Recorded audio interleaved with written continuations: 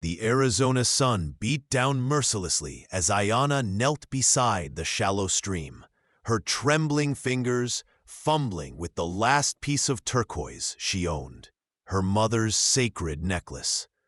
3 days without food had left her weak, dizzy, her vision blurring at the edges. The trading post was just beyond the ridge, but she knew what awaited her there.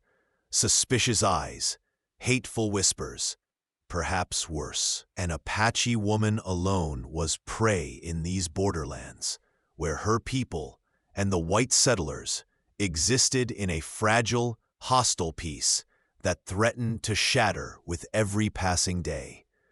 She pressed the necklace to her lips, whispering a prayer in her native tongue before standing on unsteady legs. The cholera outbreak had taken her entire family within a week, leaving her cast out from her own tribe. They'd burned her family's wiki up to stop the sickness from spreading, and tribal law forbade her return until the next full moon. 23 days she'd been wandering.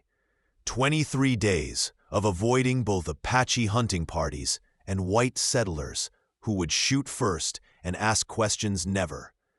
If you're enjoying this story, please take a moment to subscribe to the From Wild West channel and give this video a like. It truly means everything to us and motivates us to bring you more quality content like this. Thank you so much for your support. The sound of hoofbeats froze her in place. Too late to hide, Ayana straightened her spine, lifting her chin with the pride her mother had instilled in her. If death came, she would face it standing tall. But the rider who appeared over the ridge wasn't what she expected. He was massive, broad-shouldered and tall in the saddle, with sun-darkened skin that spoke of years under the desert sky. His hair was light brown, bleached nearly gold at the ends, and his eyes, when they met hers, were the color of storm clouds over the mountains. A rancher, by the look of his worn leather vest and the quality of his horse. He should have ridden past her, should have ignored another dying Indian in the wasteland. Instead, he dismounted. "You're burning up with fever," he said, his voice deep and steady as he approached slowly, hands visible and empty. "How long since you've eaten?" Ayana clutched the necklace, holding it out with a shaking hand. "Trade. For food. Worth much." The English words felt thick on her tongue.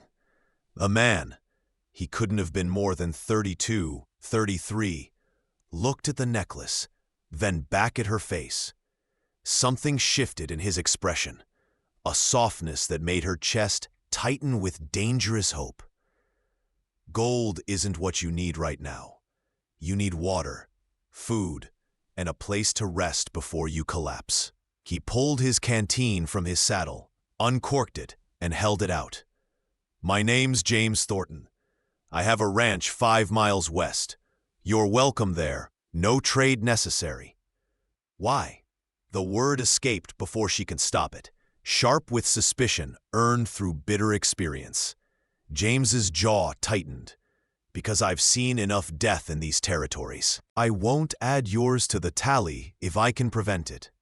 He took a step closer, and Ayana noticed the scars on his hands, the careful way he moved, a man familiar with violence, but choosing gentleness. "Will you let me help you?" Her knees buckled. Strong arms caught her before she hit the ground, and the last thing she remembered was the steady beat of his heart against her ear. As he lifted her onto his horse, Ayana woke to softness, a real bed with clean sheets. The first she'd felt since her family's death. Panic seized her chest until she registered the open door, the unlocked window, the respectful distance of the simple room. Not a prison. Her duskin dress had been cleaned and laid across a chair, replaced temporarily with a loose cotton nightgown that smelled of sage and soap. "You're awake." James appeared in the doorway, holding a tray with broth, bread, and water. He didn't enter without permission, just waited. "May I come in? I promise you're safe here. My ranch hand's wife, Elena, is downstairs. She's the one who cleaned you up and changed your clothes." Ayana nodded slowly, pulling herself upright despite the protests of her weak muscles. James set the tray on the bedside table and stepped back, giving her space. "You've been asleep for nearly 20 hours, he said quietly. "The fever broke around midnight. Elena says you'll recover if you rest and eat." He paused, those gray eyes studying her with an intensity that made her skin warm. "What's your name?" "Ayana." She reached for the broth with both hands to hide their trembling. "It means eternal bloom in my language. My mother chose it because I was born in spring when the desert flowers opened. It's beautiful." James pulled up a chair but sat backwards in it, arms folded across the back, a posture that was both casual and somehow protective. "I won't ask what brought you out here alone. That's your story to tell, if and when you want. But I will tell you this. You're welcome to stay as long as you need. I could use help around the ranch, cooking, mending, tending the kitchen garden. It's honest work for honest pay, room and board included." Ayana sipped the broth, letting the warmth spread through her hollow stomach. "Your people hate mine," she said bluntly, watching for his reaction. "Why do this?" James was quiet for a long moment, his gaze drifting to the window where the Arizona landscape stretched endlessly. "My wife was Navajo," he said finally, and the pain in his voice was raw, despite the years that must have passed.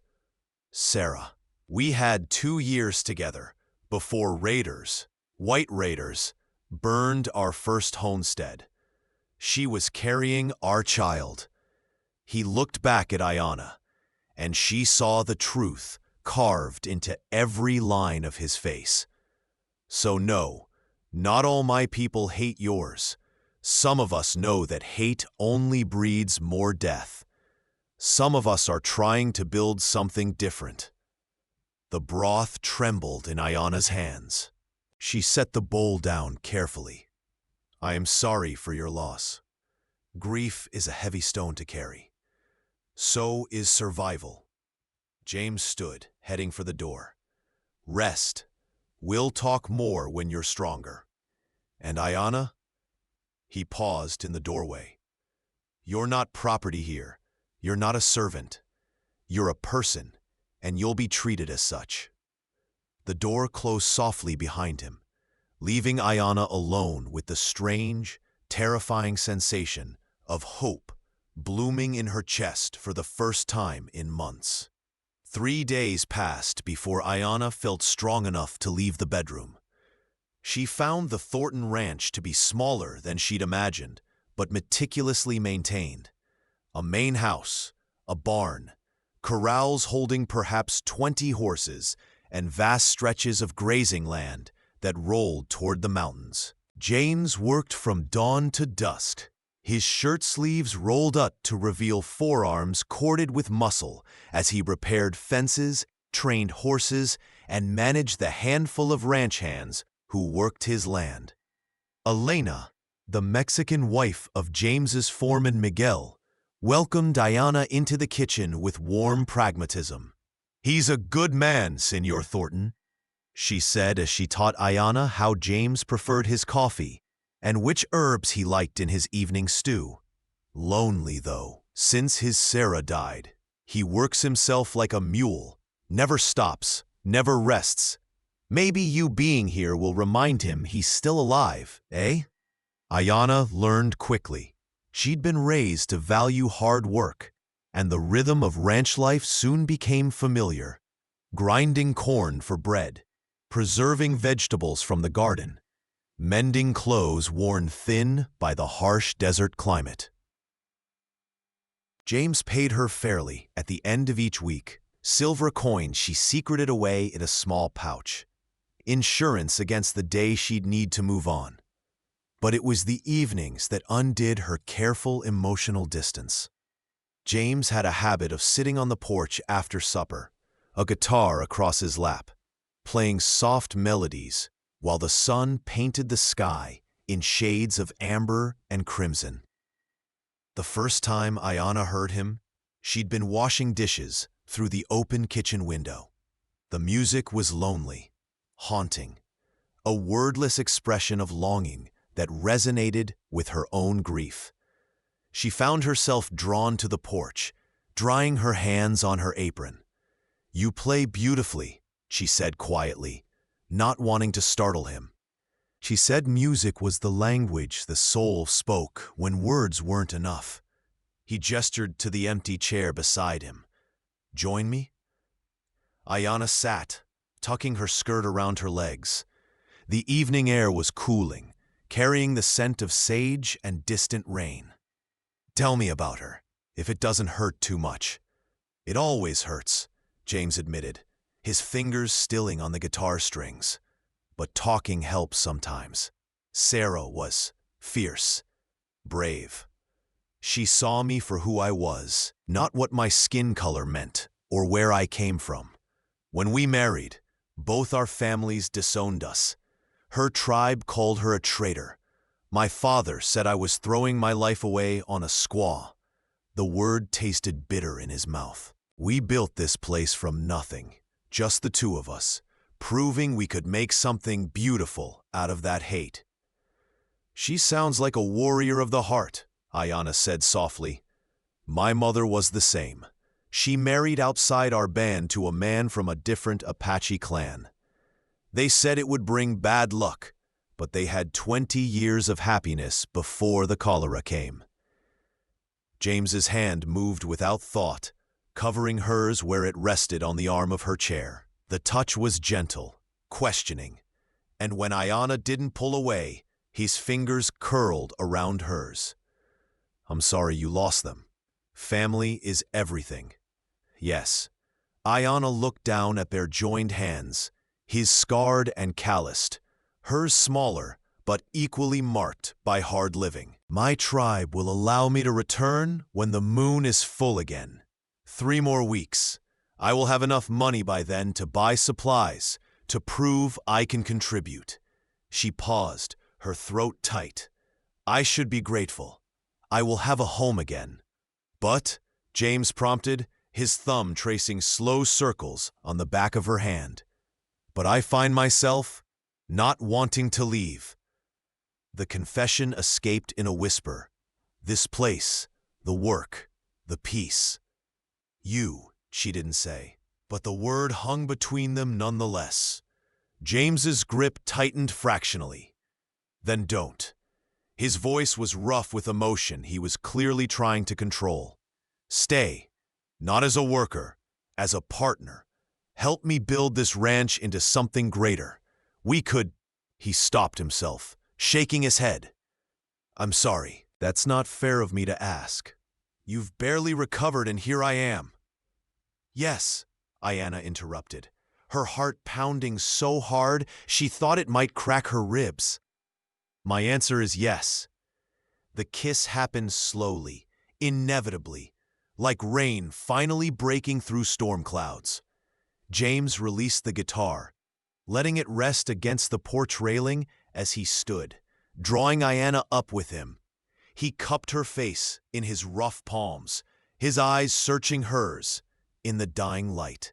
"Tell me if I should stop," he murmured, his breath warm against her lips. "Don't stop," Ayana whispered, and then his mouth was on hers, gentle at first, almost reverent, before deepening into something that spoke of months of loneliness, of recognition, of two souls finding unexpected harbor in each other. When they finally broke apart, both breathing hard, James rested his forehead against hers. "This won't be easy," he warned. "People will talk. Some will threaten. We'll face everything Sarah and I faced, maybe worse." Ayana straightened, channeling her mother's strength. "Then let our love teach them," she said firmly. the words feeling like a vow. Let them see that two people from different worlds can build something stronger than their hate. James smiled, the first real smile she'd seen from him, transforming his serious face into something bright and young. "Together," he said, like a prayer. "Together," Ayana echoed, and sealed the promise with another kiss beneath the emerging stars. But peace never lasted long in the Arizona territories. Ayana had been living at the ranch for 2 weeks when the riders came. She was hanging laundry in the yard, humming a song her mother used to sing, when the thunder of hoofbeats made her freeze. 5 men, led by a barrel-chested man with a sheriff's star glinting on his vest and hatred burning in his small eyes. Sheriff Dalton. She'd heard Miguel speak the name with barely concealed disgust. James emerged from the barn, wiping his hands on a rag, his expression hardening as he recognized the visitors. "Sheriff, what brings you out here?" "Just checking on reports," Dalton drawled, spitting tobacco juice into the dirt. "Heard you're harboring an Apache squaw. That true?" Ayana felt James's entire body go rigid, but his voice remained level. "I've employed Miss Ayana as a housekeeper. She's here legally and of her own free will. Is there a problem with that?" "Depends." Dalton's gaze crawled over Ayana with undisguised contempt. "We've had problems with Apache raiders hitting ranches north of here. Livestock stolen, a homesteader's daughter taken. Makes folks nervous when they hear there's a savage living among us." He leaned forward in his saddle. "Unless she's something more than a housekeeper to you, Thornton? Heard you've got a taste for Indian women." The punch came so fast, Ayana barely saw it. One moment, James was standing 3 feet from Dalton's horse. The next, the sheriff was sprawled in the dirt, blood streaming from his nose. The other 4 men reached for their guns, but James already had his revolver drawn, aimed with the steady hand of someone who knew how to use it. "You'll speak of Miss Ayana with respect, or you'll get off my property," James said, his voice colder than Ayana had ever heard it. "Your choice, Dalton." The sheriff spat blood, his face purpling with rage. "You're making a mistake, Thornton. A big one. When those Apache come raiding, don't come crying to us for help. Far as I'm concerned, you're as much an enemy as they are." "Then we understand each other perfectly." James didn't lower his gun until all 5 men had mounted and ridden off, dust plumes marking their retreat. The moment they disappeared, James holstered his weapon and turned to Ayana, his expression shifting from fury to concern. "Are you all right? Did he hurt you?" "No." Ayana crossed the distance between them, her hands finding his chest, feeling his racing heart beneath her palms. "But you've made an enemy for me. I should go. I won't bring danger to—" "Stop." James covered her hands with his. "I won't hear it. You're not going anywhere. Dalton's been looking for an excuse to cause me trouble since I married Sarah. This isn't about you. It's about him being a bigot who can't stand seeing people choose love over hate." "Your people hate mine," Ayana said, the words from that first day returning, heavy with new meaning. Said the towering Apache woman. She tried to smile, but couldn't quite manage it. "Then let our love teach them," James whispered, pulling her close, his lips finding her forehead. "Like you said, we'll face this together. I promise you, Ayana. I'll die before I let anyone hurt you." "I'd rather we both live," she murmured against his chest, breathing in the scent of leather and horses and him, "and build the life we spoke of." "Then that's what we'll do." James tilted her chin up, his gray eyes fierce with determination. "No matter what comes. What came was worse than either of them anticipated. The attack happened 3 nights later, under a moonless sky, perfect for violence. Ayana woke to the smell of smoke and James's urgent voice. "Fire! The barn's on fire!" He was already dressed, strapping on his gun belt. "Stay in the house. Bar the door behind me." But Ayana had grown up in a world where staying safe meant staying alert. She pulled on her dress and moccasins, grabbed the rifle James had taught her to shoot, and followed him out into chaos. The barn was engulfed, flames leaping into the night sky, the screams of terrified horses echoing across the ranch. Miguel and the other hands were already working to free the animals, while James organized a bucket brigade from the well. But Ayana's Apache training told her this was more than an accident. This was a distraction. She scanned the darkness beyond the fire's glow and saw them. Shadows moving toward the main house. 3 men with torches and guns. Dalton's men, or men like them, come to finish what their sheriff had started. "James!" Her warning shout cut through the chaos.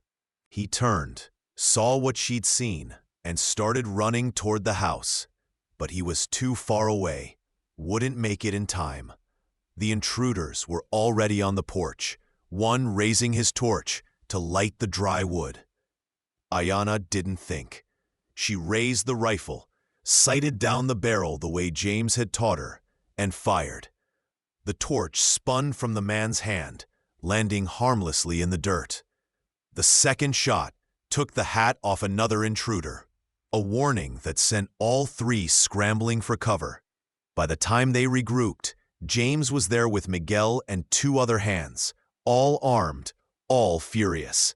The would-be arsonists fled into the darkness, but not before Ayana got a clear look at one, a deputy who sometimes rode with Sheriff Dalton. The barn couldn't be saved. They managed to rescue all the horses, but the structure burned to its foundation, taking tools and winter feed with it. As dawn broke over the smoking ruins, James pulled Ayana aside, his face smudged with soot, his eyes red-rimmed from smoke. "You saved the house," he said hoarsely. "Saved all of us, probably." That was... He shook his head, something like awe in his expression. "You're incredible, brave and strong and..." "Terrified," Ayana admitted, her hands finally starting to shake now that the danger had passed. "I thought they would kill you. I thought..." Her voice broke. James pulled her into his arms, holding her so tightly she could barely breathe, and she didn't care. "I know," he murmured into her hair. "I know. When I saw you standing there with that rifle, when I realized you'd put yourself in danger to protect us." He pulled back just enough to look at her, and what she saw in his eyes made her breath catch. "I love you, Ayana. I know it's too soon. I know we barely know each other. But I love you. You're not just someone I'm helping anymore. You're everything." Ayana felt tears spill down her cheeks, cutting tracks through the soot. "I love you too," she whispered. "From that first day when you didn't see an Apache woman, you just saw someone who needed help. When you called me a person, not property. I've been falling in love with you in pieces. And now..." She touched his face, his strong jaw, the scar above his left eyebrow. "Now I'm completely yours if you'll have me. If I'll..." James laughed, the sound almost broken. "Ayana, I'd be honored, humbled, but I won't pretend this life will be easy. After tonight, you know what we're facing. Dalton won't stop. Others like him won't stop. We'll always be fighting, always defending our right to love each other." "Then we fight," Ayana said simply, with all the warrior strength of her mother's bloodline. "Together." "Together," James echoed, and kissed her as the sun rose over the burned barn, painting the world in shades of gold and new beginnings.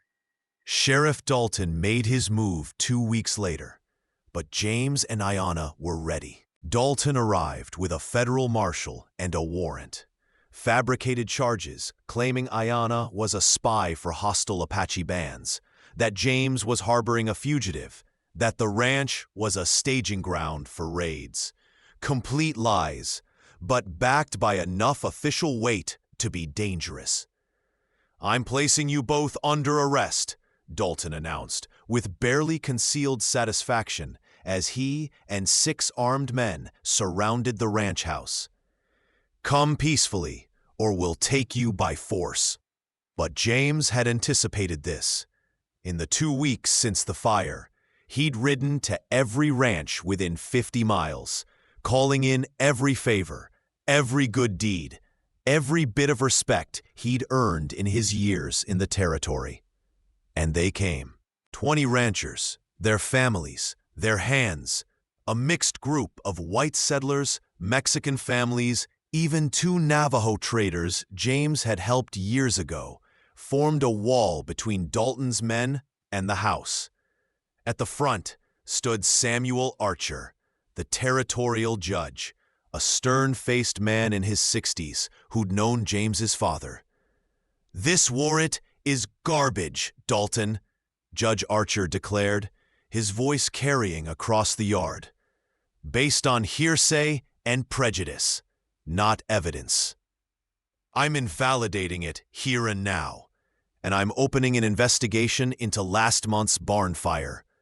Multiple witnesses have come forward, identifying your deputies as the arsonists." Dalton's face went purple. "You can't!"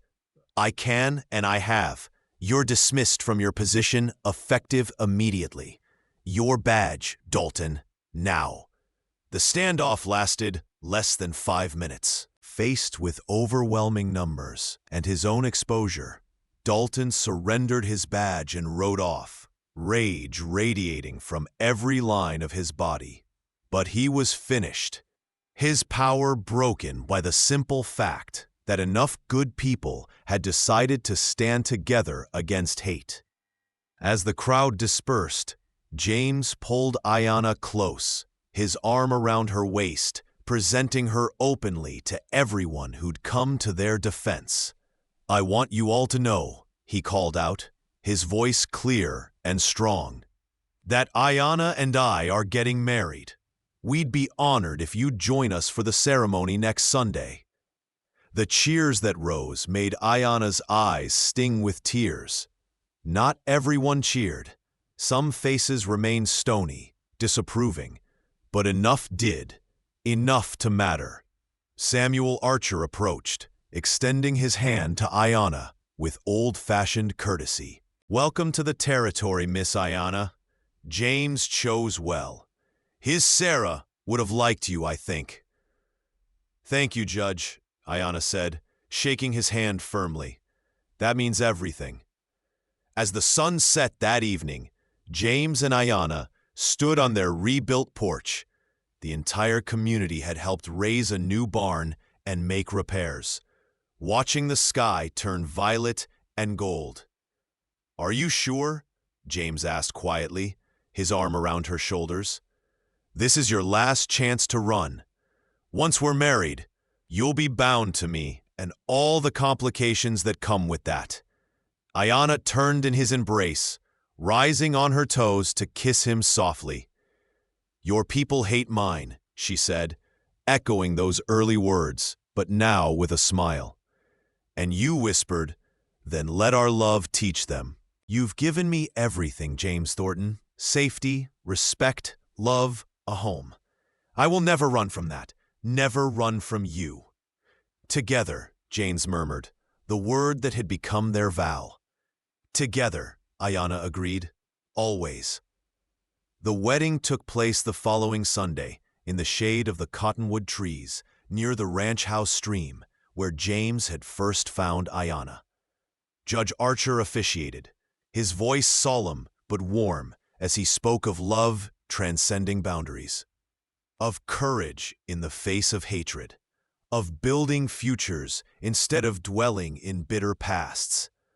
Ayana wore a dress of white duskin that Elena and the other ranch women had helped her create, decorated with turquoise beads and silver that caught the sunlight. Her hair hung long and loose down her back, crowned with a wreath of desert flowers. She'd never felt more beautiful, more seen, more herself. James wore his best suit, dark and formal, but his eyes held nothing formal. Only love so vast it made Ayana's breath catch every time their gazes met.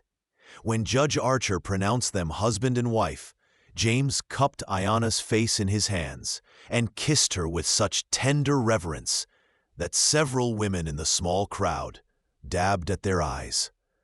Ayana kissed him back with equal feeling, pouring every ounce of love, gratitude, and fierce determination into the meeting of their lips. "I see a woman worth saving," James had said that first day, though she hadn't heard it then. Now, as his wife, Ayana understood. He'd seen her worth when she could barely see it herself. And in return, she'd taught him that surviving wasn't the same as living. That opening his heart again wasn't betraying Sarah's memory, but honoring it.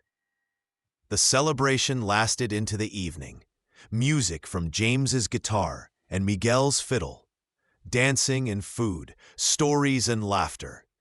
Ayana found herself surrounded by women who welcomed her with genuine warmth, by men who shook her hand and called her Mrs. Thornton with respect in their voices. Not everyone in the territory approved. Some ranches remained hostile. Some townspeople still crossed the street to avoid them. But enough had changed. Enough had chosen love over hate.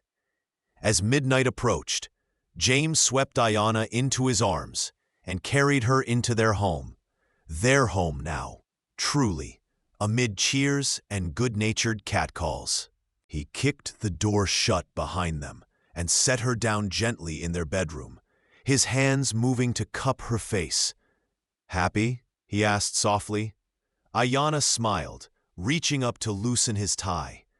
"Happier than I knew was possible. You've given me everything, James." "No." He caught her hands, bringing them to his lips to kiss each palm. "You gave me everything. You gave me a reason to live again, not just survive. You showed me that love isn't diminished by being given twice. It multiplies. Like water finding new channels in the desert. I love you, Ayana Thornton." "I love you," Ayana whispered back. "My husband, my heart, my home." Their kiss deepened into something more, something that spoke of promises made and kept, of two souls finding completion in each other. James lifted her again, laying her gently on their bed, and Ayana pulled him down to her with eager hands. "Go slow," she murmured, as his hands found the laces of her dress. "Not because it hurts, because I want to remember every moment of this.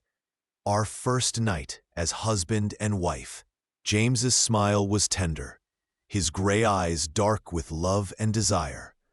"I'll die before I hurt you," he promised. "This night and every night after."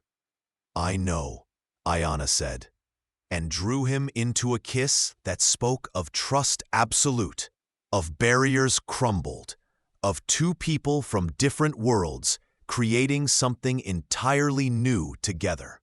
Outside, the desert night sang with crickets and wind through sage.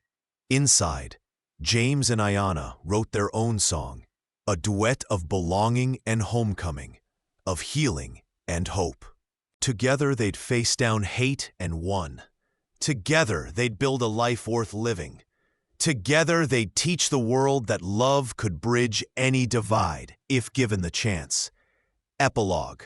3 years later, Ayana stood on the porch of the expanded ranch house, one hand resting on her swollen belly, watching James work with a young colt in the training ring. Their ranch had grown, not just in size, but in reputation. The Thornton Ranch was now known as a place where anyone was welcome, regardless of their heritage, where hard work was rewarded fairly, where families could build futures without fear. A small hand tugged at her skirt. Ayanna looked down at her daughter, 2 years old, with her father's gray eyes and her mother's black hair, her skin the perfect blend of both heritages. Little Sarah, named for the woman who'd come before, who taught James it was possible to love across boundaries. "Daddy," Sarah squealed, pointing at James. "Yes, my flower," Ayanna said, lifting her daughter onto her hip, despite her pregnancy making the motion awkward. "Daddy's training the horses. Shall we watch?" James looked up, saw his wife and daughter, and his entire face transformed with joy. He jogged over, sweaty and dust-covered, and pressed a kiss to Ayanna's forehead before taking Sarah from her arms and tossing the giggling toddler into the air. "How are my girls?" he asked, his free hand moving to rest on Ayanna's belly, where their son grew strong and active. "Perfect," Ayanna said honestly. "Tired, enormous, and perfectly happy." "You're beautiful," James corrected, leaning in to kiss her properly. "Radiant, magnificent." "Smooth talker," Ayanna teased, but her heart swelled with contentment. Miguel rode up, tipping his hat. "Boss, those Apache traders you've been waiting for are here. The ones who want to discuss partnership on the horse breeding?" James and Ayanna exchanged a look. The traders were from Ayanna's original tribe. She'd reconnected with them slowly over the past year, rebuilding relationships, proving that she hadn't abandoned her heritage, even in loving a white man. This meeting represented something huge. Economic partnership between the ranch and the tribe, a formal alliance that could change the entire territory's dynamic. "We'll meet them together," James said firmly, his arm around Ayanna's waist. "Partners in everything." "Partners," Ayanna agreed, the word heavy with significance, as they walked toward the meeting. Their daughter chattering happily in James's arms, Ayanna thought back to that day by the stream when she'd been ready to trade her last treasure for mere survival. She'd never imagined this abundance of love, this complicated, beautiful family, this life they'd carved from stone and stubbornness and hope. "Your people hate mine," said the towering Apache woman she remembered saying. "Then let our love teach them," he'd whispered in return. And somehow, miraculously, it had. Their love had taught acceptance to some, tolerance to others, and even those who still disapproved could no longer deny the simple truth. James and Ayanna Thornton had built something good, something lasting, something worth protecting. Together, they'd created a home where different worlds met and merged into something new and beautiful. Together, they'd proven that love was always, always worth fighting for. Thank you so much for listening to this story. I'd love to know where you're enjoying this tale from. Are you listening at home, during your commute, or perhaps while working? Please, subscribe to the From Wild West channel and share your thoughts in the comments below. What did you think of James and Ayanna's journey? Your feedback means the world to us.